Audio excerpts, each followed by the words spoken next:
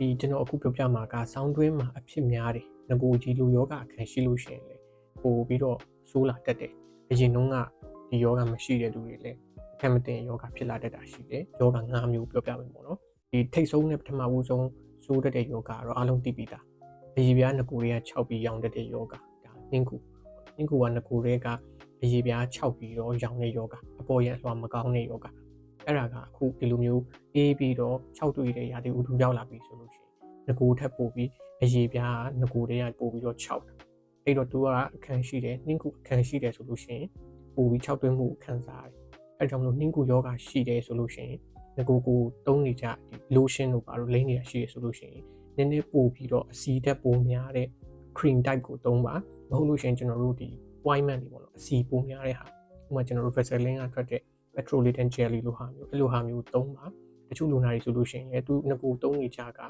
lotion သုံးတယ်အဲ့ဒါကိုနည်းနည်းပိုပြီးတော့ပြစ်သွားအောင်အစီတက်ပိုများအောင်ဒီ petrolatum gel နဲ့ရောလိုက်တယ်ဒါဆိုလို့ရှိရင်ကိုလိမ့်တဲ့ဟာနည်းနည်းပြစ်သွားတယ်အရေပြားကိုလိမ့်နေဆိုလို့ရှိရင်လည်းဒါကကြခန့်တယ်အရေပြားထဲမှာဆိုတက်ကိုကြထိန်းထားနိုင်တယ်ပေါ့နော်ဒါကလက်တလောအခုလိုအရန်အေးလာတဲ့အချိန်ဒီပဝင်းချင်းကျွန်တော်တို့လေတူးထဲမှာဆိုထိုင်းစအရန်နေသွားတဲ့အချိန်မျိုးမှာကိုလိမ့်နေကြ lotion တွေထပ်စားလို့ရှိရင်ခုနပြောသလို cream တွေ ointment တွေဒါမှမဟုတ်အင်းနှမျိုးရောပြီးတော့လိမ့်ထားခြင်းကနှင်းကူတွေဖြစ်တာကိုတတ်တာစီတယ်။စောင်းတွင်းကနှင်းကူတွေပြန်ဖြစ်တတ်တဲ့ຢာတိဖြစ်တယ်။အဲဒါကြောင့်မလို့ကိုပြတ်သားနေကြဆရာဝန်နဲ့ပြန်ပြီးဆေးတွေကိုထိမိဖို့အတူအလျှော်လုပ်ဖို့လိုအပ်တာပြန်ပြီးတော့တိုင်ပင်တင်တယ်ပေါ့နော်။ဒုတိယအတွေ့အများဆုံးပေါ့နော်။အဲ့ဒါကြောင့်ကျွန်တော်တို့နှုတ်ပွေးလို့လည်းခေါ်တယ်။ကလေးတွေဆိုလို့ရှိရင်မျက်နှာပေါ်မှာဖြစ်များတာတွေ့တယ်။ဒီပါးလေးတွေမှာတွေ့ရတတ်တယ်။နောက်တစ်ခုကလဲပင်းတွေမှာတွေ့ရတတ်တယ်။တချို့ဆိုလို့ရှိရင်လေငကိုတွေကအရေပြားပါပြီးတော့ခုနပြောလို့ပေါ်ရင်အရေပြားအစီလွှာအားနေတဲ့ကလေးတွေဆိုလို့ရှိရင်လက်မောင်းတို့ပေါင်တို့ကိုယ်လုံးတွေမှာလည်းတွေ့ရတတ်တယ်။ဒါကအခုနောက်ပိုင်းကျွန်တော်တို့ကလေးတွေမှာဒါမှကလူကြီးတွေမှာလည်းတွေ့တတ်တယ်။ညာတော့အပြင်ကျွန်တော်တို့အခုတလောစီကမ်းမှာဒီမှုဖြစ်တယ်သို့မဟုတ်နှင်းဖြစ်တယ်သို့မဟုတ်တမင်ဖြူနဲ့မာပြီးတော့လာပြကြတော့ပေါ့နော်။ညာတော့အပြင်လူကြီးတွေမှာဖြစ်တယ်ဆိုလို့ရှိရင်တော့အဖြစ်များတာကဒီလက်တွေမှာဖြစ်များတယ်ဒီလက်ဖြံတွေမှာဖြစ်တယ်လက်မောင်းတွေမှာဖြစ်တယ်တချို့ဆိုလို့ရှိရင်ပေါင်တွေမှာဖြစ်တယ်ခြေတလုံးမှာလည်းဖြစ်တတ်တယ်ကိုယ်လုံးတွေမှာလည်းဖြစ်တတ်တယ်ဒါကကူးစက်တဲ့ယောဂမဟုတ်ဘူးကျွန်တော်ခုနအရှိမပြောပြတဲ့နှင်းခုလိုပဲအပေါ်ရအရေပြားကအစီလွာနဲ့အဆူတက်ထိမ့်သိမ့်မှုမရှိတဲ့အတွက်ကြောင့်၆တွေ့ပြီးဒီလိုအဝိုင်းလေးတွေဖြစ်လာတာပေါ့နော်ဒါကတေးသေးလေးလည်းဖြစ်နိုင်တယ်လို့အကြီးကြီးလည်းဖြစ်နိုင်တယ်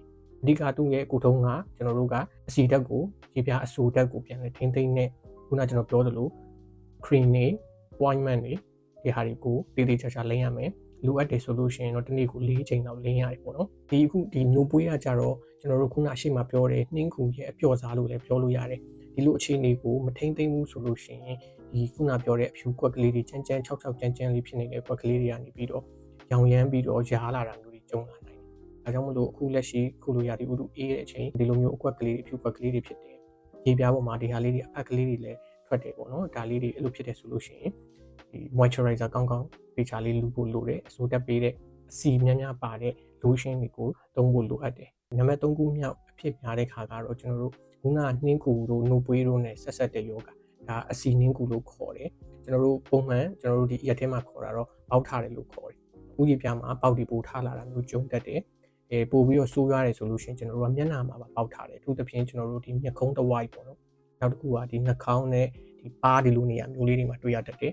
အမျိုးသားတွေဆိုလို့ရှိရင်ဒီလိုကျွန်တော်တို့အပေါ်နှကမ်းမွေးရှိတဲ့နေရာတို့မုံစိမ့်မွေးရှိတဲ့နေရာအလုံးမျိုးမှာအကလေးတွေတွေ့တာရေပြား6ကြမ်းဖြစ်တာသို့မဟုတ်အနေငယ်နီးမြန်းတာ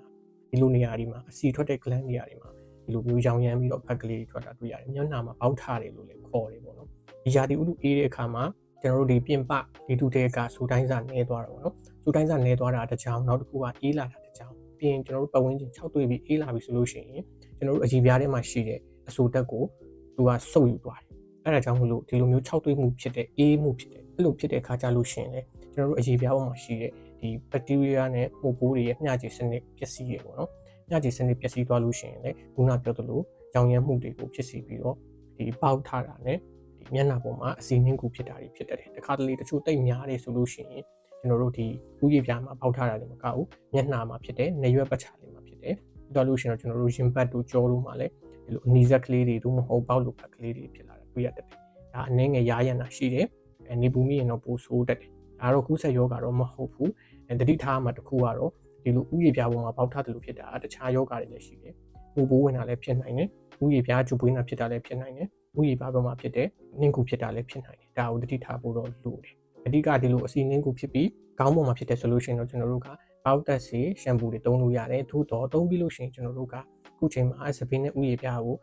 6သွင်းမှုအရန်မဖြစ်အောင်လို့ရေပူတွေနဲ့ရေချိုးတာရေပူတွေနဲ့ခေါင်းလျှော်တာမလုပ်ရဘူးနောက်တစ်ခုက conditioner သုံးဖို့လိုအပ်တယ်ဒါဆိုလို့ရှိရင်ဥယျာဉ်ပြား6သွင်းမှုကိုကာကွယ်နိုင်တယ်ဒီမျက်နှာပေါ်မှာဖြစ်တာအတွက်ဒီဥယျာဉ်ပြားပေါ်မှာဖြစ်တာအတွက်ဆေးအနေနဲ့ကြတော့ကျွန်တော်တို့ဆေးလိမ့်လို့ရတယ်မျက်နှာကိုလည်းဆေးလိမ့်လို့ရတယ်အစီနှင်းကူကစောင်းတွင်းမှာပို့ပြီးတော့ဖြစ်တယ်တကယ်၍ကိုကငကိုလေးအပေါက်ထားတတ်တဲ့အလေးအထားရှိတယ်သို့မဟုတ်မျက်နှာပေါ်မှာခုနပြောလို့အစီနှင်းကူဖြစ်လေဖြစ်တာရှိတဲ့သူဆိုလို့ရှိရင်တော့ဟိုအရင်တုန်းကသုံးခဲ့တဲ့ဆေးတွေကို